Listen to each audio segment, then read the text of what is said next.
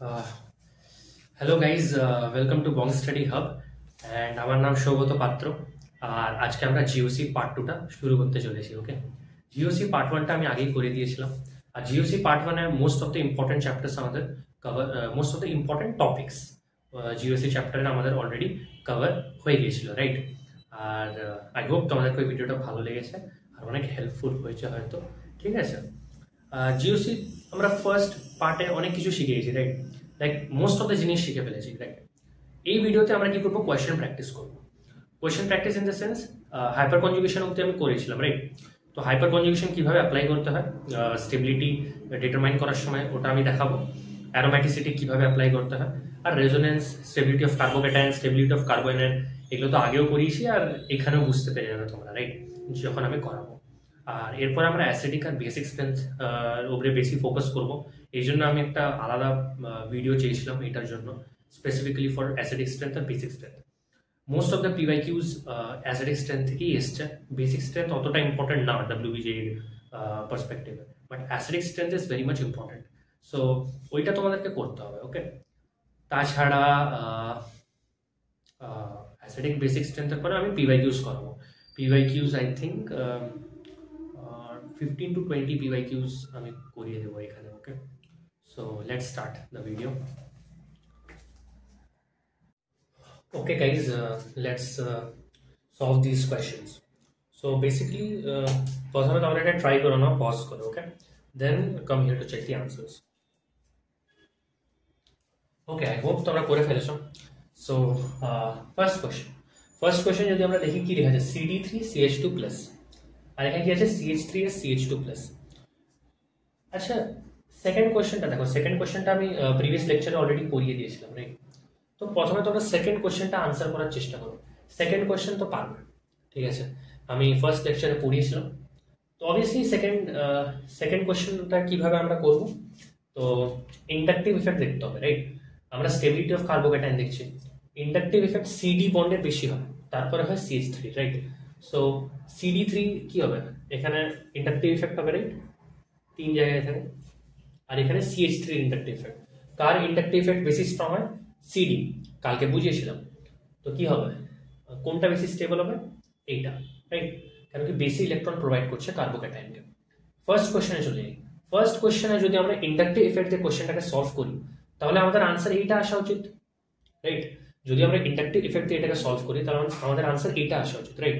কিভাবে বলবে যে CD3 ইন্ডাকটিভ ইফেক্ট বেশি, তো এই জন্য এইটা বেশি স্টেবল হবে, বেশি ইলেকট্রন রিসিভ করবে CH2+। তো এইটা হচ্ছে অর্ডার হওয়া উচিত, বাট এটার আনসার এটা নয়, এটা ভুল, ঠিক আছে? তোমার বলবে স্যার দাদা ইন্ডাকটিভ ইফেক্ট তো পড়িয়েছিলে তুমি, তো ইন্ডাকটিভ ইফেক্ট থিওরিটা কি তাহলে ভুল? কারণ দেখতে পাচ্ছি সিডির ইন্ডাকটিভ ইফেক্ট বেশি হবে অবভিয়াসলি CH3 থেকে। তো এর রিজন হচ্ছে সিম্পলি হাইপার কনজুগেশন। এবারে বুঝবো কি করে আমরা? তো কালকে আমি একটা বলেছিলাম তোমাদেরকে অলরেডি, যে স্টেবিলিটি যখন চেক করবে তখন এই রুলটাকে দিয়ে চেক করবে, ARHI, ওকে? এ মানে হয় অ্যারোম্যাটিসিটি, কালকেই লিখেছিলাম অ্যারোম্যাটিসিটি। আর মনে হয় রেজোনেন্স, ওকে? আর H মনে হয় হাইপার কনজুগেশন, আর তারপরে ইন্ডাকটিভ ইফেক্ট। এই অর্ডারে কিন্তু চেক করতে হবে তোমাদেরকে। তো যে কোনো স্টেবিলিটি যখন কোয়েশ্চেন আসবে, যে কোনো কম্পাউন্ড দিয়েছে, পেয়ার অফ কম্পাউন্ডস বা 3টে পেয়ার বা 4টে পেয়ার দিয়েছে, তোমাদেরকে কম্পেয়ার করতে বলছে স্টেবিলিটি, তো তখন তোমরা এই রুলটা অ্যাপ্লাই করবে। এইখানে সবার প্রথমে কি চেক করবে? অ্যারোম্যাটিসিটি, ঠিক আছে? তারপরে রেজোনেন্স, ঠিক আছে? তারপরে হাইপার কনজুগেশন, আর তারপরে ইন্ডাকটিভ ইফেক্ট। এই অর্ডারে যাওয়া উচিত। তো ফার্স্ট কোয়েশ্চেনটা যদি আমি দেখি, দেখো অ্যারোম্যাটিসিটি অ্যাপ্লাই হবে না। অ্যারোম্যাটিসিটির জন্য কি দরকার হয়? লুপ দরকার হয়, রেজোনেন্স দরকার হয়, অনেক কিছু, রাইট? অ্যারোম্যাটিসিটি তো হবেই না এখানে। আর রেজোনেন্স এখানে হবে। কনজুগেশন আছে, কনজুগেশন এই দুটো কম্পাউন্ডে নেই, তো রেজোনেন্সও হবে না। তারপরে আসবো আমরা হাইপার কনজুগেশনে। এবারে হাইপার কনজুগেশন যদি দেখি, তাহলে এখানে কতগুলো অ্যালফাইজ আছে? 3টে অ্যালফাইজ আছে। কতগুলো অ্যালফাইজ আছে? 3টে। আর এই কম্পাউন্ডে কতগুলো অ্যালফাইজ আছে? 0 অ্যালফাইজ। কি বললাম? এই কম্পাউন্ডে 0 অ্যালফাইজ, এই কম্পাউন্ডে 3 অ্যালফাইজ। তো কার অ্যালফাইজ বেশি? এইটা, তো এই জন্য এইটা স্টেবল হবে, ওকে? ফার্স্ট কোশ্চেন আর সেকেন্ড কোশ্চেনটা ডিফারেন্সটা আই হোপ তোমরা বুঝতে পেরেছো। থার্ড কোশ্চেন যদি দেখি ফ্রি র্যাডিক্যালের মধ্যে কোনটা বেশি স্টেবল হবে, তো অবভিয়াসলি এটা 3 ডিগ্রি র্যাডিক্যাল, এটা 2 ডিগ্রি, এটা 1 ডিগ্রি। এইখানেও আমরা অ্যালফাইজ দিয়ে করি, ওকে, হাইপার কনজুগেশন অ্যাপ্লাই হবে নাকি ইন্ডাকটিভ ইফেক্ট, ওকে। তো হাইপার কনজুগেশন দিয়ে করতে হবে এটাকে, রাইট। হাইপার কনজুগেশন দিয়ে করলে মানে অ্যালফাইজ কাউন্ট করতে হবে। এখানে 9টা অ্যালফাইজ, এখানে 6 অ্যালফাইজ, এখানে 3টা অ্যালফাইজ। অ্যালফাইজ কাউন্ট করতে শিখিয়েছিলাম, রাইট। এই কার্বনের অল্টারনেট কার্বনে কতগুলো হাইড্রোজেন আছে, এই কার্বনে অল্টারনেট কার্বনে 3টে 9টা অ্যালফাইজ। এই কার্বনে অল্টারনেট কার্বনে 2টো কার্বন, তো 3টে 6টা, আর এখানে 3টে, ওকে। ফোর্থ কোয়েশ্চেন অ্যালফাইজ দিয়ে করতে হবে, আবার ওই হাইপার কনজুগেশন অ্যালফাইজ দিয়ে করতে হবে। তো অবভিয়াসলি কার অ্যালফাইজ বেশি, এখানে কতগুলো অ্যালফাইজ, এই কার্বন আর এই কার্বনে কাউন্ট করো কতগুলো হাইড্রোজেন, 2টো 4টে 5টা 6টা, তো এটাতে 6টা আছে, রাইট, 6টা অ্যালফাইজ আছে। আর এইটাতে আছে, এইটাতেও 6টা অ্যালফাইজ আছে, যদি ভালো করে দেখো, এইটাতেও 6টা অ্যালফাইজ, এইটাতেও 6টা অ্যালফাইজ, দেখো 3টে 6টা, 3টে 6টা। তো হাইপার কনজুগেশন দিয়ে তো আমরা এটাকে ডিফারেন্সিয়েট করতে পারবো না, রাইট। এটা ভালো কোয়েশ্চেন। হাইপার কনজুগেশন দুটোতেই 6 অ্যালফাইজ আসছে, তাহলে কোনটা বেশি স্টেবল হবে? হাইপার কনজুগেশনের পরে আমরা যাব ইন্ডাকটিভ ইফেক্টে। ইন্ডাকটিভ ইফেক্ট যদি দেখো তাহলে এখানে 3টে অ্যালকাইল গ্রুপ আছে আর এখানে 2টো, তো কে বেশি ইন্ডাকটিভ ইফেক্ট শো করবে? এইটা। তো বেশি স্টেবল কোনটা হবে? এইটা। ইজি। ফিফথ কোয়েশ্চেনে ওই প্রথমে অ্যারোমেটিসিটি দেখবো, তারপরে রেজোনেন্স, তারপরে হাইপার কনজুগেশন, তারপরে অ্যারোমেটিসিটি যদি দেখি, এটা কি? এটা anti aromatic, right, 4 pi electron আছে। আর এটা কি? এটা হচ্ছে নন অ্যারোমেটিক, রাইট, কনজুগেশন নেই, পুরো লুপে কনজুগেশন নেই। তাহলে অ্যান্টি অ্যারোমেটিক আর নন অ্যারোমেটিকের মধ্যে কোনটা বেশি স্টেবল হয়? নন অ্যারোমেটিক, সিম্পলি এইটা হয়ে যাবে, okay. Now come to sixth question, okay. Sixth question. So sixth কোয়েশ্চেনে যদি দেখো, এইখানে বেসিক্যালি দুটো কম্পাউন্ডের মধ্যে ডিফারেন্স হচ্ছে এটা যে এখানে CH3 গ্রুপ আছে আর এখানে এই গ্রুপটা আছে, ঠিক আছে। তো এই দুটোর মধ্যে কিভাবে আমরা ডিফারেন্সিয়েট করব? তো ফার্স্ট অফ অল অ্যারোমেটিসিটি দেখবো, দুটো কম্পাউন্ডই অ্যারোমেটিক। তারপরে রেজোনেন্সে আসবো, রেজোনেন্স যদি দেখি দুটোতেই রেজোনেন্স হচ্ছে। এইবার আসবো হাইপার কনজুগেশনে। হাইপার কনজুগেশনে কি করে আসবো? হাইপার কনজুগেশন, ইন্ডাকটিভ ইফেক্ট আমরা দেখবো না, হাইপার কনজুগেশন দিয়ে যদি দেখি, যখন রেজোনেন্স হবে, কালকেও বুঝিয়েছিলাম লাস্টে একদম লেকচারে জিওসি পার্ট 1-এ, যখন রেজোনেন্স হবে, রেজোনেন্স মানে দুটো স্টেপের পর তোমরা যখন এটা রেজোনেটিং স্ট্রাকচার বানাবে, দুটো স্টেপের পর দেখবে প্লাস চার্জটা এইখানে আসবে। কি বলে বুঝতে পারলে? প্লাস চার্জটা এইখানে আসবে, এই পয়েন্টটায়। কোথায় বলো তো? এই পয়েন্টটায়, এই পয়েন্টটায় প্লাস আসবে আর এই পয়েন্টটাও প্লাস আসবে। রেজোনেটিং স্ট্রাকচার বানাও, দেখো এখানে প্লাস আসবে। ধরো এইখানে প্লাস এলো, এই মোমেন্টে কতগুলো অ্যালফাইজ থাকবে? এর কাছে 3টে, কেন কি এই কার্বনের অল্টারনেট কার্বন কোনটা? এইটা। আর এর কাছে 3টা হাইড্রোজেন, তো 3টে অ্যালফাইজ। আর এইটাই 0 অ্যালফাইজ, এটা 3 ডিগ্রি না, এই কার্বনের কাছে কোনো হাইড্রোজেন নেই। তো বলো দুটোর মধ্যে কোনটা বেশি স্টেবল হবে? এইটা, বাই হাইপার কনজুগেশন। এবার অনেকে কি করতো, যদি এই রুলটা না জানে, ওরা কি করবে, ডিরেক্টলি ইন্ডাকটিভ ইফেক্ট অ্যাপ্লাই করে দেবে। ইন্ডাকটিভ ইফেক্ট যদি অ্যাপ্লাই করো, তোমরা বলবে ভাই এখানে 3টে কার্বন আছে, 3টে অ্যালকাইল গ্রুপ, তো বেশি স্টেবল এইটা হবে, রাইট। এখানে শুধু মিথাইল, এখানে 3টে মিথাইল, তো তোমরা কি বলতে যে এটা বেশি স্টেবল হবে, রাইট, মানে এটা ভুল হয়ে যেত। তো এই রুলটা সবসময় মাথায় রাখবে, ওকে। এই রুলটা, this rule is very much important. Seventh কোয়েশ্চেনে যদি দেখি, দুটো কম্পাউন্ড আছে আমাদের কাছে। প্রথমে অ্যারোমেটিসিটি চেক করবো, দুটোই অ্যারোমেটিক। রেজোনেন্স চেক করবো, দুটোই রেজোনেটিং। হাইপার কনজুগেশন এখানে হবে না, কোনো অ্যালফাইজই নেই। দেখো না, দুটো কম্পাউন্ডে কোনো অ্যালফাইজ নেই, হাইপার কনজুগেশন হবে না। ইন্ডাকটিভ ইফেক্ট কি করে ইন্ডাকটিভ ইফেক্ট কম্পেয়ার করবো? কোনো ইলেকট্রন উইথড্রয়িং গ্রুপও নেই, কোনো ইলেকট্রন ডোনেটিং গ্রুপও নেই। তো এটাকে সলভ কিভাবে করবো?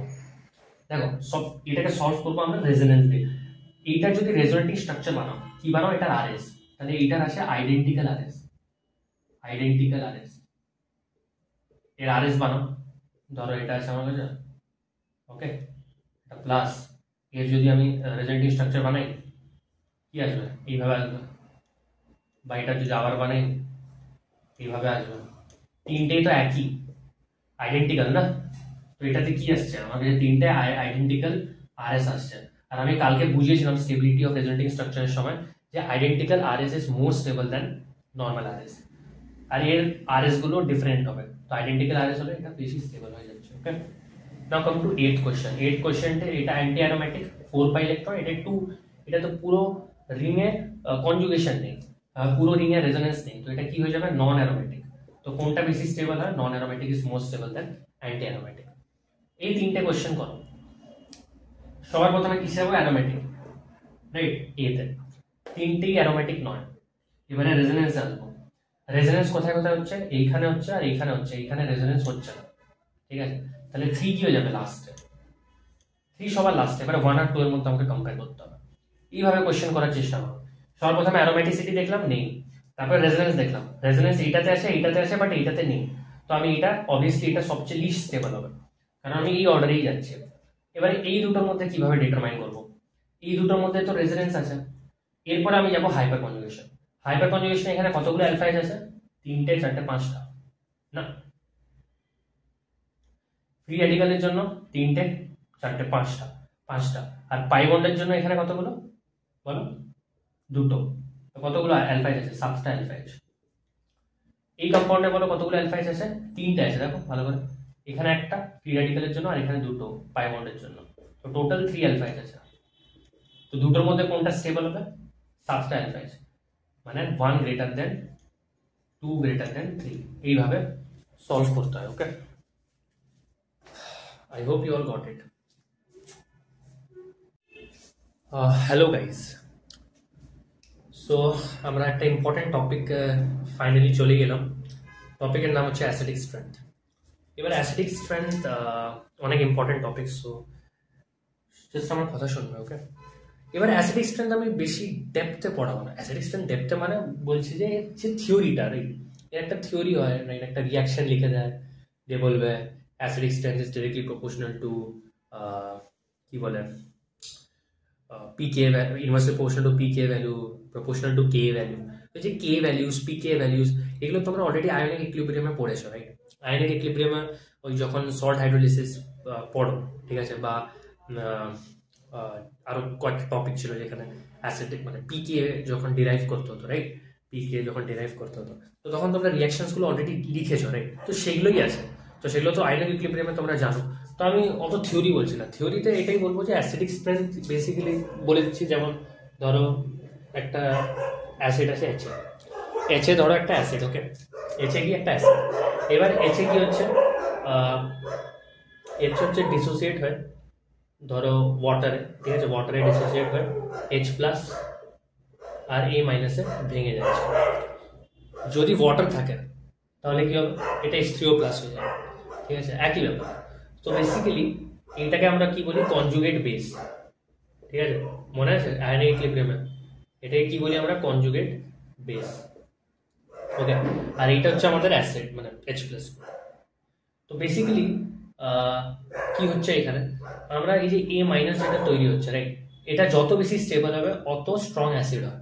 ওকে, আয়নিক ইকুইলিব্রিয়ামে পড়ে থাকবে যে ওটা যত বেশি স্টেবল, A মাইনাস যত বেশি স্টেবল হবে অত বেশি অ্যাসিডিক হবে আছে। ওকে, সো আমি কি লিখবো? যে A মাইনাসের স্টেবিলিটি বেশি হওয়া উচিত, রাইট? A মাইনাসের যে স্টেবিলিটি ওটা হাই থাকা উচিত। দেন H এর যে অ্যাসিডিটি হবে, H এর অ্যাসিডিক নেচার ওটা হাই থাকবে। তো বেসিক্যালি A মাইনাস আমার স্টেবল হওয়া উচিত। ওকে, A মাইনাস আমার কি হওয়া উচিত? স্টেবল হওয়া উচিত। ফর এক্সাম্পল আমি যদি ফিনল নেই, ফিনল আই থিঙ্ক সবাই জানো, রাইট? ফিনল,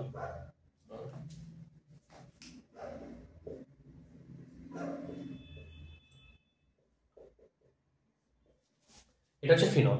এবার এর অ্যাসিডিক ক্যারেক্টার যদি আমি ডিটারমাইন করতে চাই, তো বেসিক্যালি হবে কি? ধরো এটা ফিনল, তো এবারে এই ফিনল ধরো ডিসোসিয়েট হয়ে কি আসবে আমাদের? এই Hটা বেসিক্যালি এটি হচ্ছে একটাই H আছে এই পুরো কম্পাউন্ড, এটাই হচ্ছে অ্যাসিডিক H। এটাকে কি বলা হয়? Acidic H। তো এই Hটা বেরিয়ে যাবে, রাইট? আর এখানে আমার কাছে কি থাকবে? এটা ফিনক্সাইড আয়ন। এটাকে কি বলা হয়? ফিনক্সাইড আয়ন। এবারে এই যে আয়নটা তৈরি হলো, এই যদি স্টেবল হয় তাহলে এটা স্ট্রং অ্যাসিড হবে। তো আমি যদি এর স্টেবিলিটি দেখি তাহলে this is stable, right? This is stable. কেন স্টেবল এটা? Due to resonance. Due to resonance. আরে রেজোনেন্স হচ্ছে না, কনজুগেশন আছে। তো রেজোনেন্স হচ্ছে বলে এটা স্টেবল, এই জন্য এটা অ্যাসিডিক। কি বললাম? অ্যাসিডিক। এবার ধরো তোমাদেরকে 2-3টে কম্পাউন্ড দিয়ে দিল, ওকে, ধরো তোমাদের 2-3টে কম্পাউন্ড দিয়ে দিল, তো 2-3টে কম্পাউন্ডে তোমাদেরকে কি করতে হবে? সবার প্রথমে কনজুগেট বেসটা ড্র করতে হবে। যেই তোমরা কনজুগেট বেসটা ড্র করবে তারপরে ওর স্টেবিলিটি চেক করবে। কনজুগেট বেস কি হয়? কার্বাইনান, মানে একটা কার্বাইনান পাবে, ঠিক আছে, বা কার্বাইনান বলতে মানে কনজুগেট বেস পাবে, ওকে। তো কনজুগেট বেসের স্টেবিলিটি চেক করা আমি অলরেডি তোমাদের শিখিয়ে দিয়েছি, রাইট? তো সেম এটাতে কিছু ডিফারেন্ট নেই, ওকে, অ্যাসিডিক স্ট্রেন্থ আর বেসিক স্ট্রেন্থে কিছু ডিফারেন্স নেই। তোমাদেরকে খালি কনজুগেট বেসটা বানাতে হবে, তারপরে তার স্টেবিলিটি চেক করতে হবে। So let's do this questions.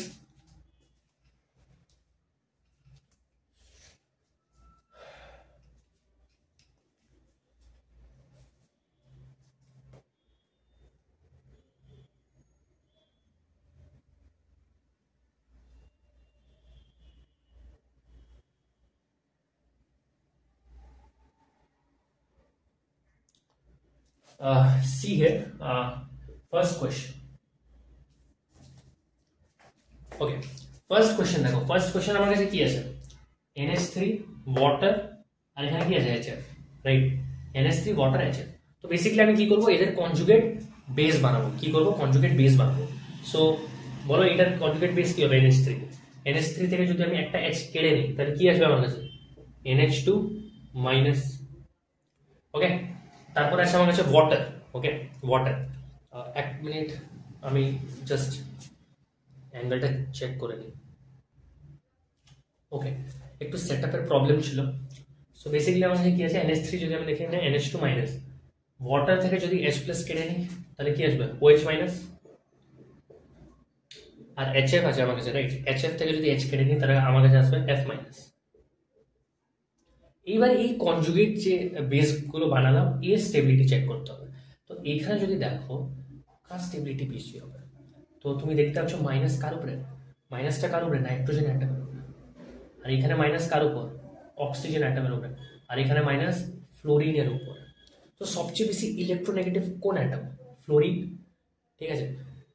যত বেশি ইলেকট্রোনেগেটিভ হবে তার উপরে মাইনাস চার্জ আসলে সে আরো স্টেবল হয়ে যায়। আগের লেকচারে বুঝিয়েছিলাম, right?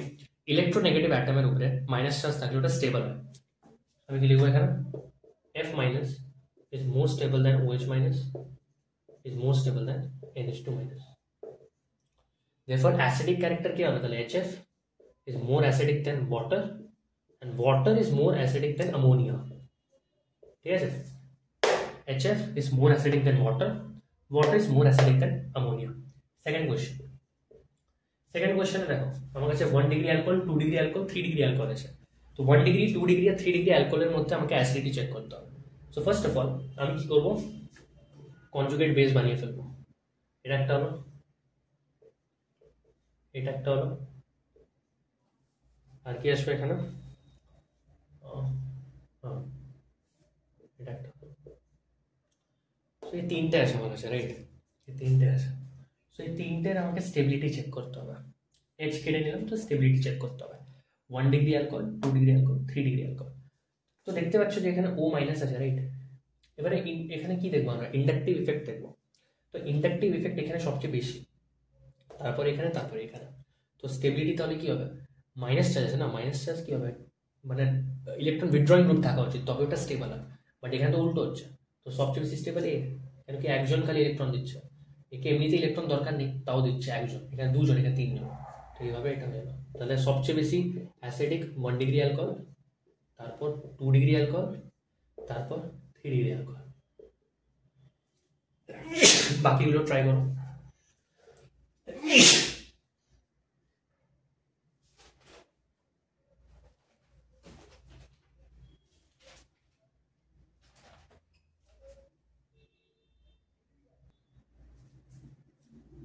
Okay,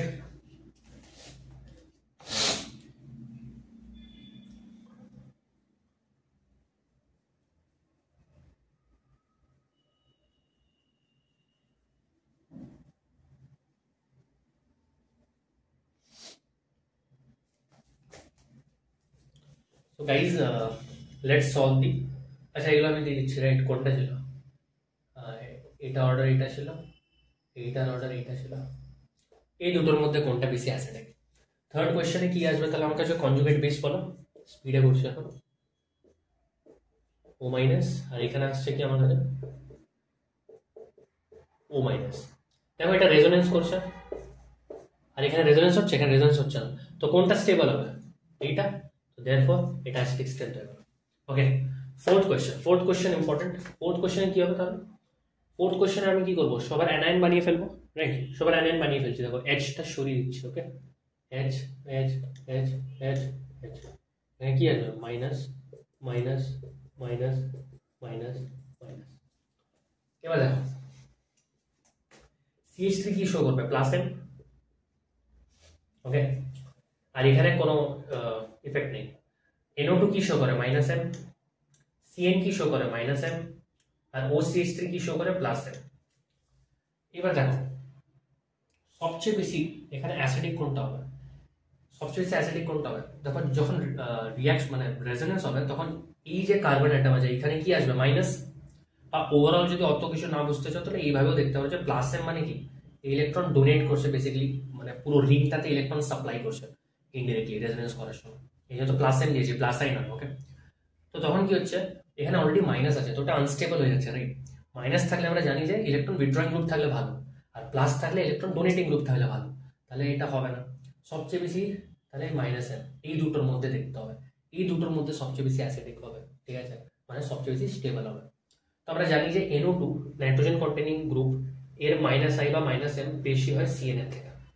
minus I minus M same order হয়। ওকে, মাইনাস আই এর অর্ডার শিখিয়েছিলাম নাইট্রোজেন কন্টেনিং কম্পাউন্ড মানে NO2 NH3 NF3 plus NH3 plus যত ছিল ওইগুলো অবভিয়াসলি এর থেকে বেশি CN। ওকে, তো আমি কি লিখবো তাহলে?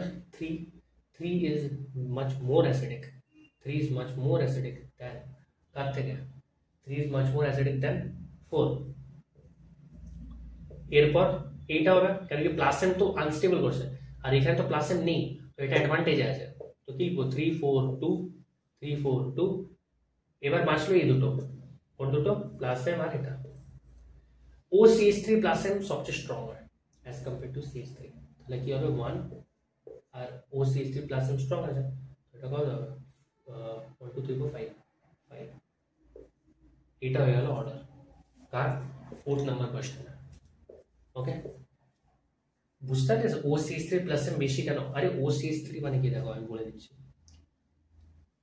এটা OCH3 হলো, ঠিক আছে? লোন পেয়ার আছে না, আর এখানে কি আছে আমাদের? CH3। এ তো রেজোনেন্স করবে না, CH3টা রেজোনেন্স করবে না, বলতে পারো হাইপার কনজুগেশন করতে হয়। তো সেই হিসাবে দেখতে গেলে OCH3 স্ট্রং হয়। ওকে ওকে, লাস্ট কোয়েশ্চেন, ফিফথটা ট্রাই করো।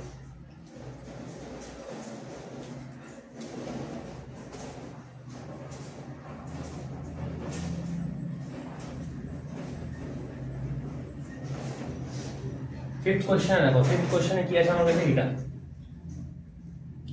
আমাকে বলেছে যে A আর B দুটো হাইড্রোজেন আছে, কোন হাইড্রোজেনটা বের করলে বেশি অ্যাসিডিক হবে? তো আমরা দুটো বানিয়ে ফেলি। একটা কি হবে, যদি আমি A থেকে হাইড্রোজেন সরাই তাহলে এখানে মাইনাস আসবে, ঠিক আছে?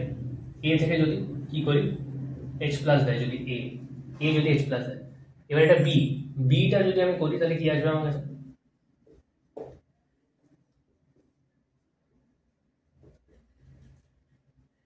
হ্যালো, এই দুটো কম্পাউন্ড। এবারে আমাকে এই দুটো কম্পাউন্ডের মধ্যে অ্যাসিডিটি চেক করতে হবে। তো অবভিয়াসলি দেখতে পারো যে এখানে রেজোনেন্স হচ্ছে, রাইট? এখানে রেজোনেন্স হচ্ছে, আর এখানেও রেজোনেন্স হচ্ছে, রাইট? এখানেও রেজোনেন্স হচ্ছে, এখানে রেজোনেন্স হচ্ছে, এখানে তো আগেও রেজোনেন্স হচ্ছিল বেসিক্যালি। তো আমি যদি এই দুটো কম্পাউন্ড দেখি না, তাহলে ভালো করে দেখবে একটা জিনিস, যে ফার্স্ট কম্পাউন্ডটা যদি দেখো, ফার্স্ট কম্পাউন্ডে কিন্তু এই নাইট্রোজেন গ্যাসের লোন পেয়ার আছে। ফার্স্ট কম্পাউন্ডের কথা বলছি, এটা ছেড়ে দাও। ফার্স্ট কম্পাউন্ডে যদি দেখো, এখানে রেজোনেন্স হচ্ছে, এখানেও রেজোনেন্স হচ্ছে, ঠিক আছে? এখানেও রেজোনেন্স হচ্ছে আর এখানেও রেজোনেন্স হচ্ছে। তো এখানে অত ইফেক্টিভ রেজোনেন্স হবে না, ঠিক আছে? এখানেও রেজোনেন্স হচ্ছে, এখানেও রেজোনেন্স হচ্ছে, তো এর যে রেজোনেন্সটা হবে এটা অত ইফেক্টিভ হবে না, এটা অত ইফেক্টিভ হবে না। এইখানে যদি দেখি NH মাইনাস আছে, এখানে কেউ ডিস্টার্ব করছে? কেউ ডিস্টার্ব করছে না। যখন A মাইনাসটা রেজোনেন্স করছিল তখন A ডিস্টার্ব করছিল, আর যখন A মাইনাসটা রেজোনেন্স করছে এদিক থেকে কেউ ডিস্টার্ব করছে না। ওকে, তো এটা ভালো রেজোনেন্স হবে না এটার থেকে, আমি কি বলতে পারি যে বি থেকে যদি এসটা নেওয়া হয় তাহলে ওটা বেশি স্টেবল হবে অ্যাজ কম্পেয়ার টু এ। ওকে, এটা হয়ে গেল আমাদের আনসার। ওকে, একটা ইম্পর্টেন্ট কনসেপ্ট আমাদেরকে দেখতে হবে। ইম্পর্টেন্ট কনসেপ্ট কেন? তো বেসিক্যালি এটা আমাদের ডব্লিউবিজি প্রিভিয়াস এর কোশ্চেন এসেছিল। ওকে, আমার কাছে কি থাকে এখানে, প্যারানাইট্রোফেনল, অর্থোনাইট্রোফেনল, আর একটা হচ্ছে মেটানাইট্রোফেনল। তো তিনটার মধ্যে আমাকে অ্যাসিডিক স্ট্রেংথ ক্যালকুলেট করতে হবে, মানে ক্যালকুলেট বলেছি মানে কম্পেয়ার করতে হবে। তো আমি কি করবো, এখানে আমি এজ গুলোকে সরিয়ে ফেলবো আবার, রাইট? এখানে কি আসবে বলো, মাইনাস চার্জ এলো। এবার মাইনাস আসার পর আমি কি করবো, দেখো এই রুলটা শিখিয়েছিলাম, রাইট? ARHI। ওকে, তো দেখো এইভাবে ওখানে মানে ডিরেক্টলি এটাকে অ্যাপ্লাই করা যাবে না। এখানে অবভিয়াসলি অ্যারোমেটিক আছে, রেজোনেন্স আছে, সবাই তিনটের মধ্যে অ্যারোমেটিসিটি আছে, রেজোনেন্স হয়, তারপরে ইন্ডাকটিভ ইফেক্ট আছে। তো বেসিক্যালি আমাকে কি দেখতে হবে, যে আমি তোমাদের একটা কনসেপ্ট বুঝিয়েছিলাম যে রেজোনেটিং স্ট্রাকচার যখন আমরা এটা ড্র করি, এই যে ফিনক্সাইড আয়নে এই যখন রেজোনেটিং স্ট্রাকচার ড্র করি তখন মাইনাস চার্জ, তোমরা যখন রেজোনেটিং স্ট্রাকচার বানাবে তাহলে এখানে কিছু এলো, রেজোনেটিং স্ট্রাকচার বানানোর পরে এখানে কিছু এলো, এখানে কিছু এলো, 5টা রেজোনেটিং স্ট্রাকচার হবে, রাইট? তো দেখবে যে মাইনাস চার্জ অনলি অ্যাট অর্থ আর প্যারা পজিশনে মাইনাস চার্জ আসবে। রেজোনেটিং স্ট্রাকচার বানিয়ে দেখে নেবে মাইনাস চার্জটা খালি অর্থ আর প্যারা পজিশনেই আসে। ওকে, সো আমি বলতে পারি যে এইখানে মাইনাস চার্জ আসবে আর এইখানে মাইনাস চার্জ আসবে, এইখানে কোনো মাইনাস চার্জ আসবে না। ওকে, তো এইবার আমি দেখবো যে রেজোনেন্স কোথায় কোথায় হচ্ছে। তো এইখানে যখন মাইনাস চার্জ আসবে কিছু রেজোনেটিং স্ট্রাকচার করার পর, তো তোমরা দেখবে যে এখানে রেজোনেন্স হচ্ছে, এখানেও রেজোনেন্স হচ্ছে, দুটোতেই রেজোনেন্স হচ্ছে। তো এটা কি সে হিসাবে অ্যাড করবে মাইনাসে। কিভাবে রেজোনেন্স করছে আমি বলে দিচ্ছি। এই এনোটাকে ভেঙে ফেলো, এনোটাকে যদি ভাঙি তো কি আসবে এখানে, ও এইভাবে। তো রেজোনেন্স কিভাবে হয়, এইভাবে, মাইনাস এম গ্রুপ না, এইভাবে রেজোনেন্স হয়। ওকে, তো বেসিক্যালি এখানেও রেজোনেন্স হচ্ছে, এখানেও রেজোনেন্স হচ্ছে, ওইটাই দেখাচ্ছিলাম। ওকে, সো আমি এটাকে আবার এইভাবে লিখে দিচ্ছি। তো এটা মাইনাস এম, দেখলেন আমরা, এটাও মাইনাস এম অ্যাড করবে। ওকে, কিন্তু এইটা মাইনাস আই হিসেবে অ্যাড করবে, কারণ কি এখানে মাইনাস চার্জ আসছে না। তো যেহেতু এখানে মাইনাস চার্জ আসছে না, এখানে রেজোনেন্স হবে না। তো এখানে প্লাস এম আর মাইনাস এম ইফেক্ট শো হবে না। কি শো হবে, minus I effect. Okay, minus M এখানে শো হবে। আচ্ছা, তো আমরা জানি যে রেজোনেন্সের প্রায়োরিটি বেশি, তারপরে ইন্ডাকটিভ ইফেক্ট। তো এইটা আমার সবার লাস্ট হয়ে গেল। আমি কি লিখবো, 3টা লাস্টে, 3 মানে মেটা লিখে দিই আমি। মেটা নাইট্রোফিনল একদম লাস্টে চলে গেল, মেটা নাইট্রোফিনল একদম লাস্টে। ওকে, কেন কি ইন্ডাকটিভ ইফেক্ট। এই দুটোর মধ্যে তো মাইনাস এম আছে। এবারে এই দুটোর মধ্যে কিভাবে কম্পেয়ার করব, তো আমরা কিভাবে কম্পেয়ার করতে পারি, পজিশন থেকে। তো পজিশন যদি দেখি, এবার আমরা রেজোনেন্সের পর ইন্ডাকটিভ এ যাবো। তো পজিশন হিসাবে ইন্ডাকটিভ ইফেক্ট এ সবার কাছে আছে। তো বেসি স্টেবল একে হওয়া উচিত, রাইট?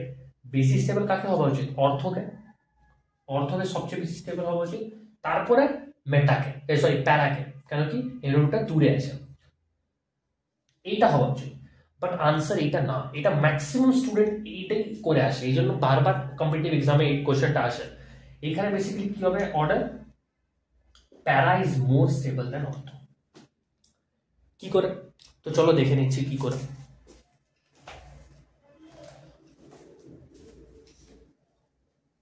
ওকে, কি করে আমি দেখে নিচ্ছি। এর কেসটা তো বুঝে গেল, মাইনাস এ মানে এটা তো লাস্ট। আমরা কনসেন্ট্রেট এখন এই দুটোর উপরে করবো, এই দুটোর উপরে আমরা ফুললি কনসেন্ট্রেট করবো।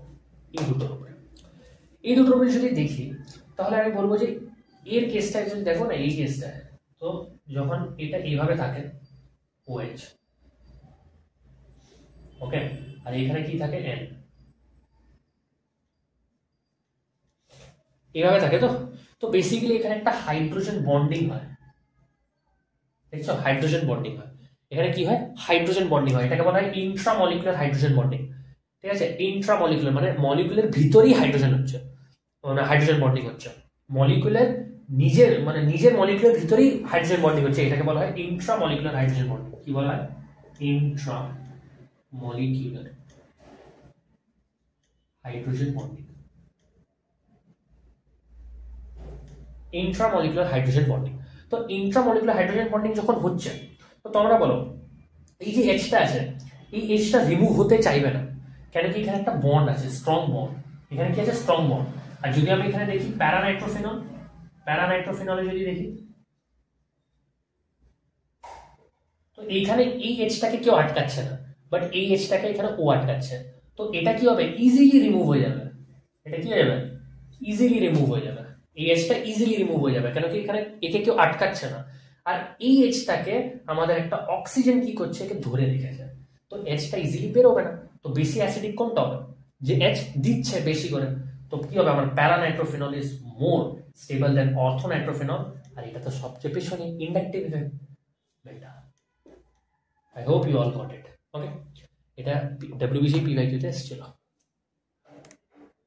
ওকে গাইজ, এখানে তোমরা দেখতে পাচ্ছ আমরা বেসিক স্ট্রেংথ পড়তে যাবো। ওকে, বাট বেসিক স্ট্রেংথ পড়ার আগে আমি চাই যাতে এইটা আমরা বুঝে ফেলি। ওকে, কোনটা, এই যে এইটা অ্যাসিডিক স্ট্রেংথ। আমি 3টে পয়েন্ট দিয়েছি অ্যাসিডিক স্ট্রেংথের। ওকে, 3টে পয়েন্ট আছে, 1, 2 আর 3। অ্যাসিডিক স্ট্রেংথের কিছু থিওরিটিক্যাল পার্ট। মিথানল হচ্ছে বেশি অ্যাসিডিক হয় ওয়াটারের থেকে, এটা তোমাদেরকে মনে রাখতে হবে। ওকে, এটা থিওরিটিক্যাল। ওকে, যে methanol is more acidic than water. Second, paranitrophenol is more acidic than orthonitrophenol due to intramolecular hydrogen bonding, একটু আগেই বললাম। আর এইটা দেখো, এটা হচ্ছে carboxylic acid. Carboxylic acid is stronger than any organic acid.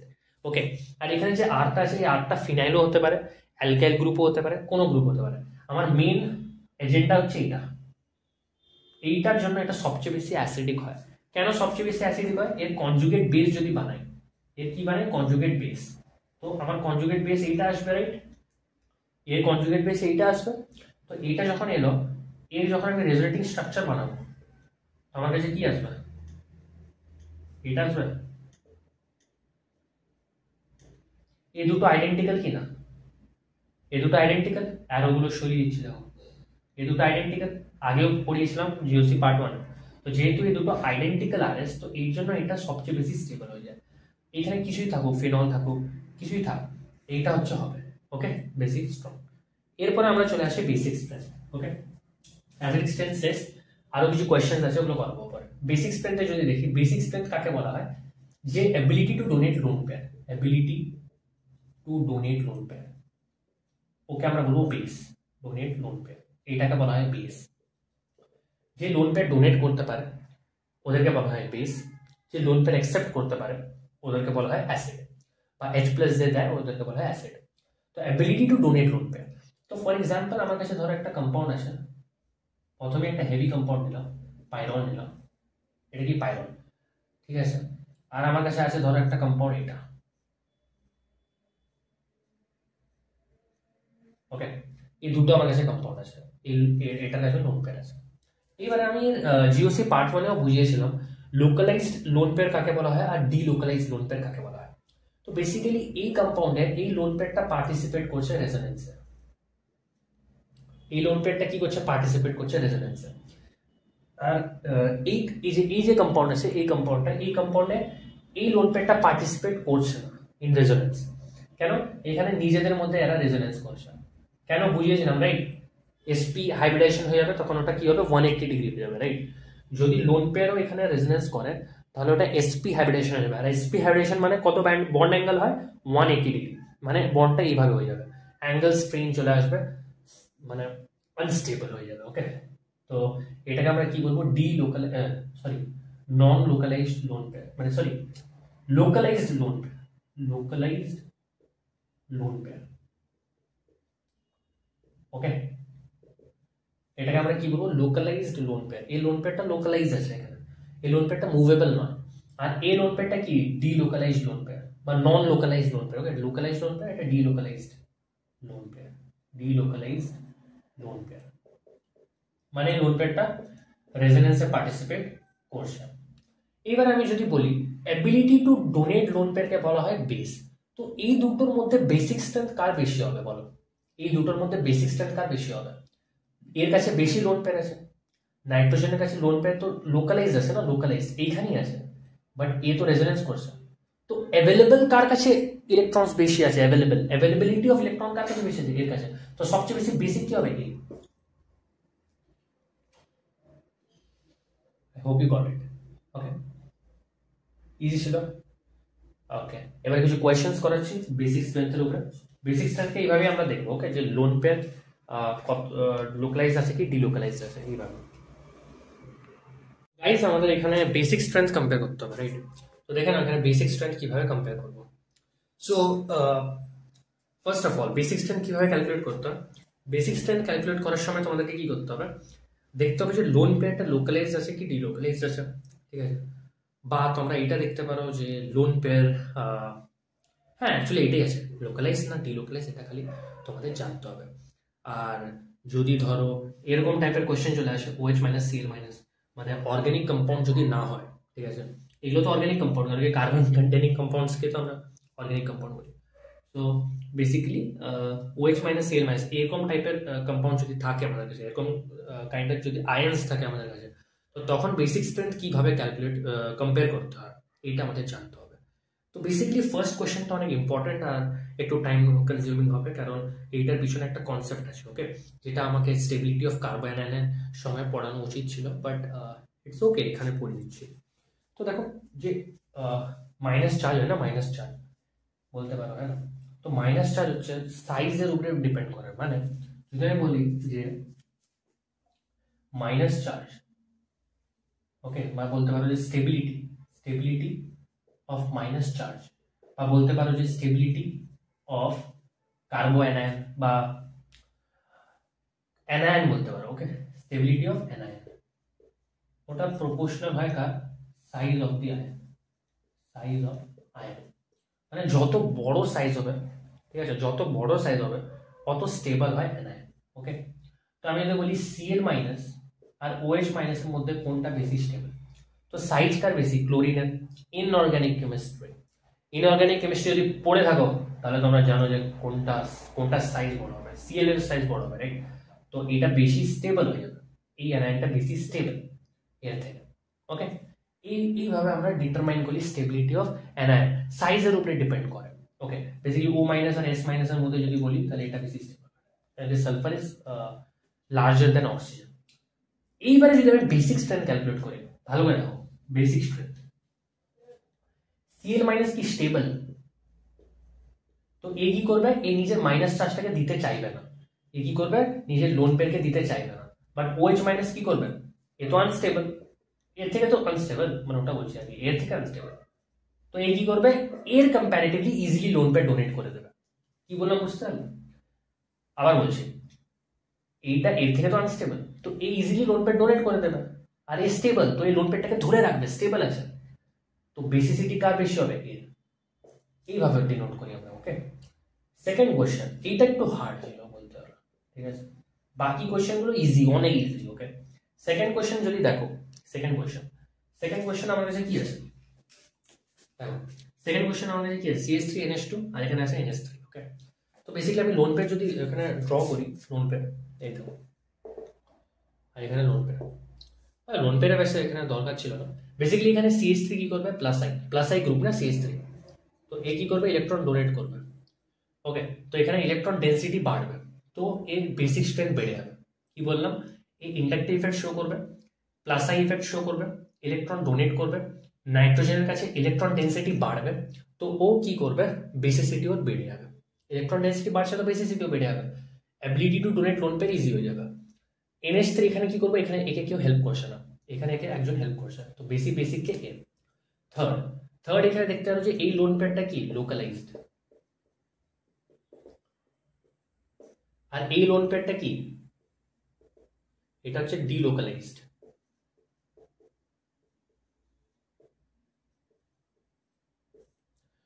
তো অবভিয়াসলি বেসিক স্ট্রেংথ কার হবে, লোকালাইজড।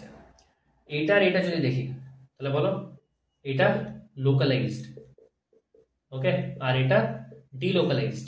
এই লোন পেয়ারটা কি করবে, এখানে রেজোনেন্স করবে, তো এটা কি হয়ে যাবে, ডিলোকালাইজড, ডিলোকালাইজড। তো কার বেসিক স্ট্রেংথ বেশি হবে, ওকে। এটা ছিল বেসিক স্ট্রেংথ, ওকে।